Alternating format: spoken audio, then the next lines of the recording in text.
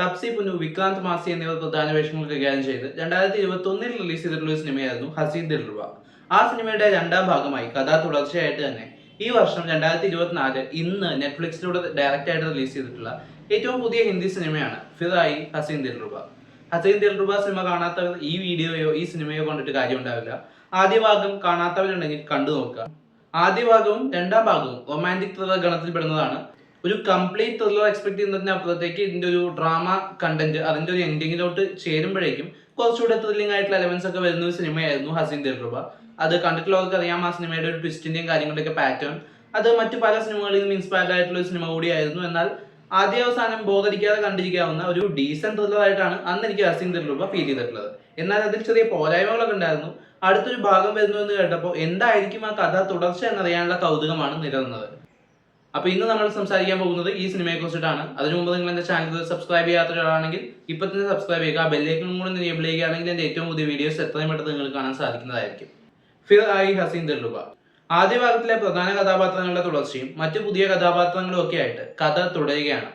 ആദ്യ ഭാഗത്തിൽ നിന്നും ഈ രണ്ടാം ഭാഗം എടുക്കാനുള്ള ഇൻസ്പിറേഷൻ ഒരു പക്ഷേ ദൃശ്യം 2 ആയിരിക്കുമെന്നാണ് എനിക്ക് തോന്നുന്നത്. കാരണം ദൃശ്യത്തിന്റെ തുടർച്ചയിലേക്ക് വരുമ്പോൾ പോലീസ് പരാജയപ്പെട്ട ഒരു കേസിന്റെ അവസാനിക്കാത്ത അന്വേഷണങ്ങൾ വീണ്ടും വീണ്ടും തുടരുമ്പോൾ ഉണ്ടാകുന്ന പ്രശ്നങ്ങളാണ് അവരത് വിഷയമാക്കിയിട്ടുള്ളത്. ഇതിലേക്ക് വരുമ്പോഴും ഈ കഥയുമായിട്ട് ഫസ്റ്റ് പാർട്ട് കണ്ടതൊക്കെ അറിയാമോ, അവർ മാത്രം ഈ വീഡിയോ കാണുന്നതായിരിക്കും നല്ലത്. കാരണം സ്പോയിലർ കണ്ടത് നിങ്ങൾക്ക് ഫീൽ ചെയ്യാൻ സാധ്യതയുണ്ട്.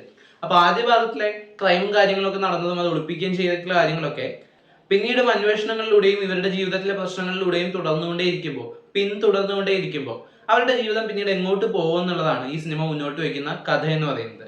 എന്തായാലും ക്യാരക്ടറൈസേഷൻസ് ഒന്നും വിട്ടു പോവാതെ അവർ ചെയ്തിട്ടുണ്ട്. പലപ്പോഴും കഥാ തുടർച്ചകൾ വരുമ്പോൾ രണ്ടാം ഭാഗത്തിലേക്ക് വരുമ്പോൾ ആദ്യ ഭാഗത്തിലെ ക്യാരക്ടറൈസേഷൻ മൊത്തമായിട്ട് നശിപ്പിച്ചു കളയുന്നത് നമ്മൾ കണ്ടിട്ടുണ്ട്. വളരെ റീസെന്റ് ആയിട്ട് വരെ കണ്ടിട്ടുണ്ടായിരുന്നു. ഇതിലേക്ക് വരുമ്പോൾ അത്ര ഗംഭീര ക്യാരക്ടറൈസേഷൻസ് ഒന്നും ആദ്യ ഭാഗത്തിലുള്ളതായിട്ട് എനിക്ക് ഫീൽ ചെയ്തില്ല. പക്ഷെ അവരതിൽ കൊടുത്തിട്ടുള്ള അവരുടെ ഒരു ഇമോഷണൽ ബോണ്ടിങ്ങിന്റെ ഒരു ഡെപ്ത് ഉണ്ട്. ഒരു സിറ്റുവേഷനിൽ അത് കാണിക്കുന്നുണ്ട്. ആ ഒരു ഡെപ്ത് അതുപോലെ മെയിൻറ്റെയിൻ ചെയ്യാൻ ഇവർക്ക് സാധിച്ചിട്ടുണ്ട്.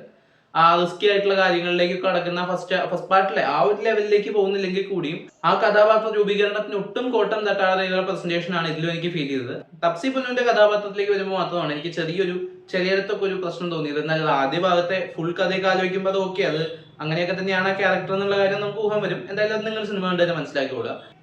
കഥ ഓക്കെ ആയിരുന്നു, അത്യാവശ്യം സാധ്യതകൾ ഉണ്ടായിരുന്നു. തിരക്കഥയിലേക്ക് വന്നപ്പോൾ ചിലയിടങ്ങളിൽ ഒരു ഇത്തിരി എന്താണ് ഇങ്ങനെ ലാഗടിച്ചു പോകുന്നതെന്ന് തോന്നിപ്പിച്ചുവെങ്കിൽ പോലും അത്യാവശ്യം ട്വിസ്റ്റുകളൊക്കെ ഉണ്ട് ഈ സിനിമയിൽ. ആവർത്തനങ്ങൾ പലയിടത്തും വരുന്നുണ്ടെങ്കിൽ കൂടിയും പ്രസന്റേഷനിൽ ഓക്കെ ആയിട്ടാണ് ഫീൽ ചെയ്തത്. എന്നാൽ ഏറ്റവും അവസാനത്തോട് അടുക്കുമ്പോൾ എനിക്കത് ഒട്ടും വിശ്വസനീയമല്ലാതായ പോലെ തോന്നി. കുറച്ചുകൂടി ആ ഒരു എൻഡിങ് സീക്വൻസുകൾ അവർ കൺവിൻസിംഗ് ആയിട്ട് പ്രസന്റ് ചെയ്തിരുന്നുവെങ്കിൽ ഈ സിനിമ ഒരുപക്ഷെ നല്ലൊരു കംപ്ലീറ്റ് ത്രില്ലർ എക്സ്പീരിയൻസിന് തുടർച്ചയായിട്ട് തന്നെ നമുക്ക് കിട്ടുമായിരുന്നു. എന്നാൽ ഇപ്പോഴത്തേക്ക് ഇതൊരു ഡീസന്റ് സിനിമയായിട്ടാണ് എനിക്ക് ഫീൽ ചെയ്യുന്നത്. ആവർത്തനങ്ങൾ മടുപ്പിക്കുന്നില്ലെങ്കിൽ, ആദ്യത്തെ സിനിമ നിങ്ങൾക്ക് ഇഷ്ടമാണെങ്കിൽ തീർച്ചയായിട്ടും ഇത് കണ്ടു നോക്കാവുന്ന സിനിമയാണ്. അത്ര ബോധടിപ്പിക്കൊന്നുമില്ല. കഥാപാത്രങ്ങളിലെ പ്രകടനങ്ങളിലേക്ക് വരികയാണെങ്കിൽ തപ്സിക്ക് ക്യാരക്ടർ വളരെ കേക്ക് വാക്കാണ്. ആദ്യത്തെ ഭാഗത്തിൽ ചെയ്തു വെച്ച് അതേ ലെവലിൽ തന്നെ ചെയ്തു വെച്ചിട്ടുണ്ട്. മറ്റുള്ള അഭിനേതാക്കളും നായകനും മറ്റുള്ള ഒരു വില്ലൻ ക്യാരക്ടർ അങ്ങനെയുള്ള കാര്യങ്ങളൊക്കെ അവരൊക്കെ നന്നായിട്ട് ചെയ്തിട്ടുണ്ട്. അഭിനേതാക്കളെ ഒന്നും കുറ്റം പറയാനില്ല. ഈ സിനിമയിലേക്ക് വരുമ്പോൾ ഡയലോഗ്സിലൊക്കെ കുറച്ച് അമിതമായിട്ടുള്ള നാടകീയത വരുന്നതായിട്ട് എനിക്ക് പേഴ്സണലി ഫീൽ ചെയ്തു. സംഗീതമൊക്കെ അത്യാവശ്യം നന്നായിട്ടുണ്ടായിരുന്നു. ക്യാമറ വർക്ക്സും ഒക്കെയാണ്. ഇതൊരു OTT റിലീസ് മൂവി ആയതുകൊണ്ട് തന്നെ അതിന്റെ ഒരു ക്യാൻവാസ് പലയിടത്തും കുറച്ച് ചെറുതായി പോയോ എന്ന് തോന്നിപ്പോയി. പക്ഷെ അത് ഒരുപക്ഷെ ഇവരുടെ കഥ പറച്ചിലിനോട് ബ്ലെൻഡായി പോകുന്ന രീതിയിൽ പ്രസന്റ് ചെയ്യാനായിരിക്കാം അവർ ഉദ്ദേശിച്ചിട്ടുണ്ടായിരിക്കുക. എന്തായാലും അധികം ഡിസപ്പോയിന്റ് ചെയ്യാത്തൊരു സിനിമയാണ് ഫിറായി ഹസീൻ ദിൽറുബ. കുറെ ട്വിസ്റ്റുകളൊക്കെ എനിക്ക് പ്രഡിക്റ്റബിൾ ആയിരുന്നു. നിങ്ങൾക്ക് എങ്ങനെയാണെന്ന് നിങ്ങൾ തന്നെ കണ്ടിട്ട് പറയൂ. സിനിമ കണ്ടവരാണെങ്കിൽ സിനിമയെക്കുറിച്ചുള്ള അഭിപ്രായങ്ങൾ കമന്റ് ബോക്സിലൂടെ രേഖപ്പെടുത്തുമെന്ന് വിശ്വസിക്കുന്നു. നമുക്കിനി മറ്റൊരു വീഡിയോയുടെ വീണ്ടും കാണാം. ബൈ.